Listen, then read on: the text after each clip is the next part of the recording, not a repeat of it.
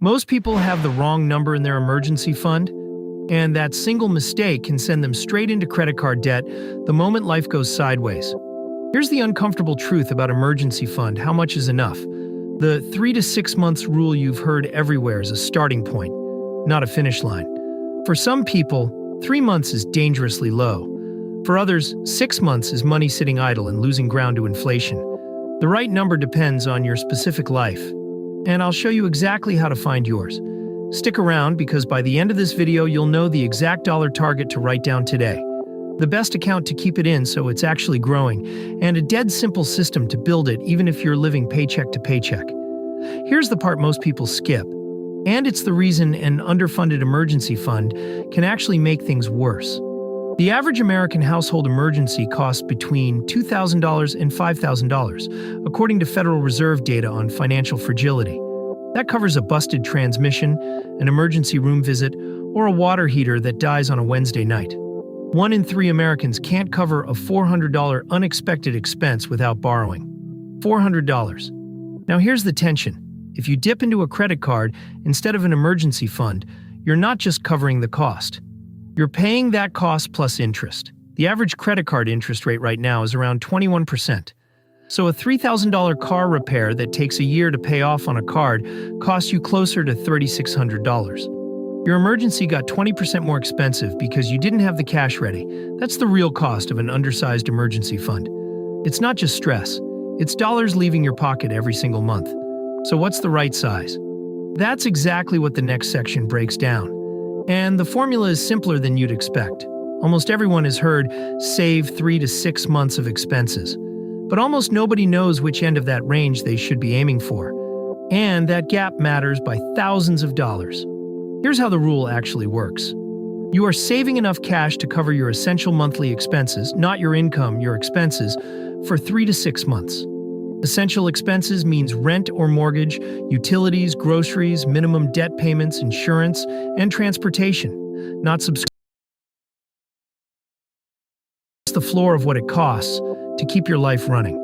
So if your essential monthly expenses are $3,000, the 3 to 6 month range means a target between $9,000 and $18,000.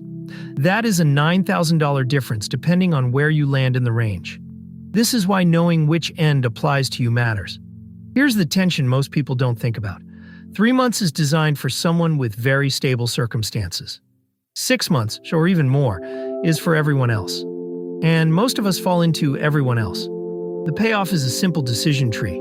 You should lean towards 6 months or beyond if any of these describe you. You are self-employed or freelance, your income is variable or commission-based, you work in a volatile industry, you have dependents like kids or aging parents, or you have a chronic health condition with recurring medical costs.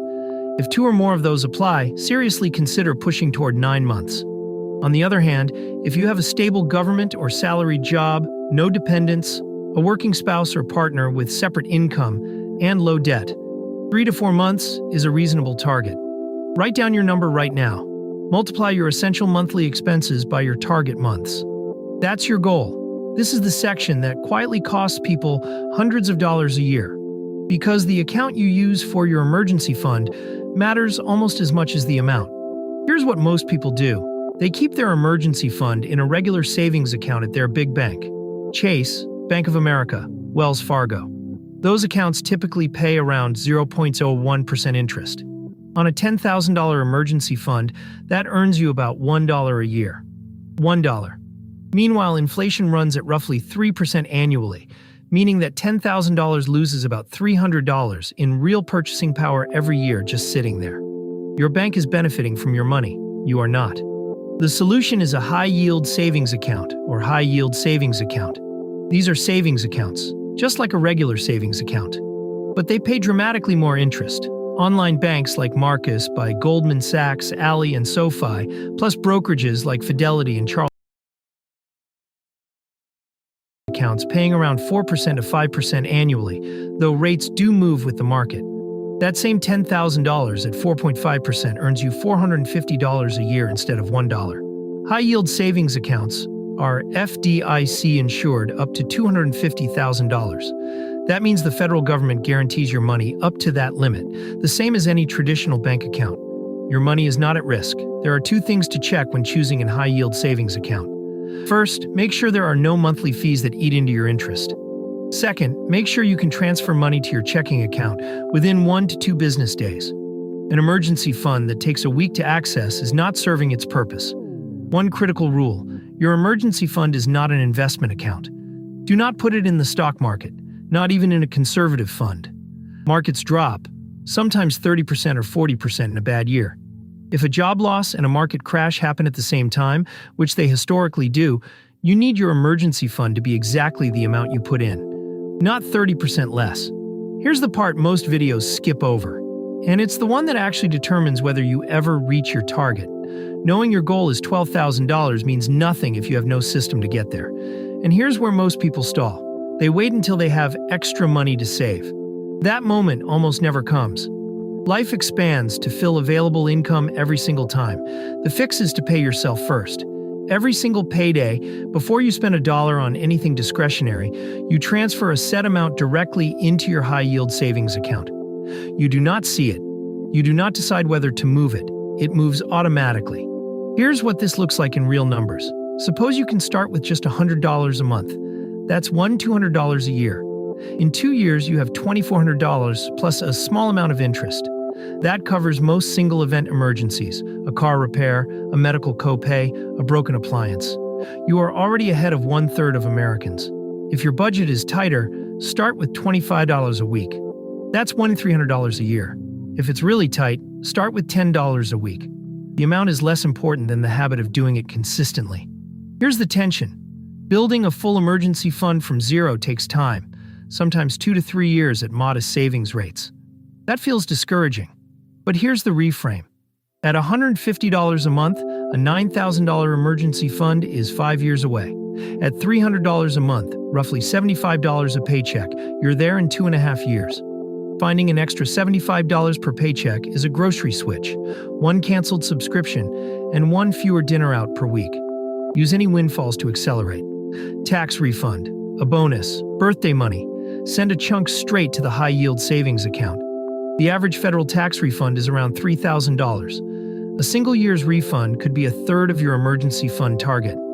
And once your fund is fully funded, you stop the automatic transfer. You redirect that money to your next goal: a Roth IRA, paying down debt, or investing. The emergency fund is not a forever commitment. It's a foundation you build once and then maintain. This one trips people up constantly. And using your emergency fund for the wrong things means you're always starting over. A real emergency is unexpected, necessary, and urgent. A job loss is an emergency. A medical bill is an emergency. A car repair that keeps you from getting to work is an emergency. A roof leak is an emergency. Here is what is not an emergency: a sale at your favorite store, a vacation you didn't plan for, holiday gifts, concert tickets, or a new phone because yours is slow. Those are wants that didn't get planned for. And rating your emergency fund for them defeats the entire purpose. The test is 3 questions. Was this event unexpected? Is it truly necessary, meaning life breaks down without fixing it? And is it urgent, meaning it can't wait until your next paycheck or 2? If the answer to all 3 is yes, that's what the fund is for. If one of those is no, it belongs in a different bucket. One practical move: name your high-yield savings account something specific. Call it emergency only in your bank's interface. Something about seeing that label makes it psychologically harder to treat like a regular savings account. Small friction is powerful. Your emergency fund target is not a set-it-and-forget-it number. Life changes, and your fund should change with it. Recalculate your target anytime one of these happens. You change jobs or go freelance, your monthly expenses go up significantly. You have a child, you take on a mortgage, or your household income drops. Your target 3 years ago might be dangerously low for who you are today. Also, when you actually use the fund, good, that's what it's for. Rebuilding it immediately becomes your top financial priority. Before extra debt payments, before extra investing, before fun money.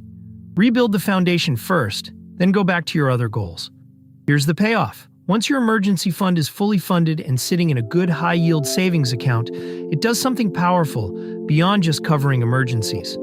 It removes urgency from every financial decision you make. You negotiate salary differently when you have 6 months of runway. You don't panic sell investments in a downturn because your living expenses are covered. You don't take a bad job because it's the only one available right now. The emergency fund is not just about emergencies, it's about options. Let's bring it all together. Emergency fund, how much is the right amount? It's your essential monthly expenses multiplied by 3 to 6 months, with the higher end for anyone with variable income, dependence, or job instability. Keep it in a high-yield savings account, not a regular savings account, so it earns real interest while staying FDIC protected. Automate a fixed transfer every payday so you build it without relying on willpower. Use it only for true emergencies, unexpected, necessary, and urgent, and rebuild it immediately after you draw it down. Your action step right now is this.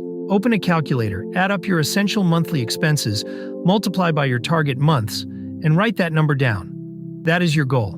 Then open a high-yield savings account. Fidelity, Vanguard, Schwab, Ally, or any reputable online bank. And set up your first automatic transfer for whatever you can manage today. Now that you have your emergency fund target locked in, the next thing to tackle is where that money goes after the fund is full. Specifically, whether a Roth IRA or a 401k should come first. That video is right here, and the answer surprises most people. If this helped you, hit like, subscribe to Plain Money, even a rough figure. Seeing your own number written down is the first step to actually hitting it.